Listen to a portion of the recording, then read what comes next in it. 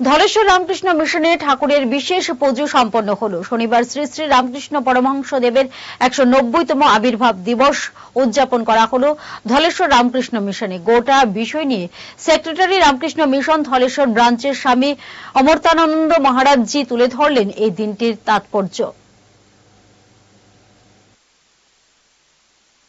আমাদের এই আশ্রমে বিশেষ পুজো হচ্ছে, যেমন হয় সব আশ্রমে, আর ভজন কীর্তন, তারপরে রাত্রে সন্ধ্যাবেলা আমরা একটা যাত্রা রেখেছি। যাত্রার নাম হচ্ছে ভক্তাপুর।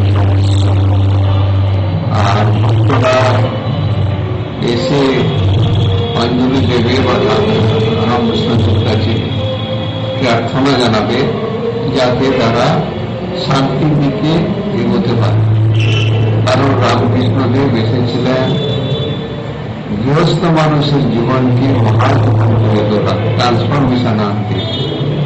সেই পরিবর্তন আধ্যাত্মিক রাস্তার দ্বারা হবে এবং সেই আধ্যাত্মিক রাস্তা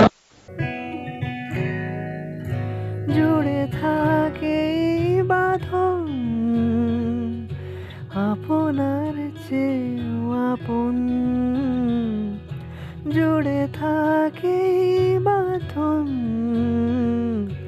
আপনার চেয়েও আপন, আপনার চেয়েও আপন।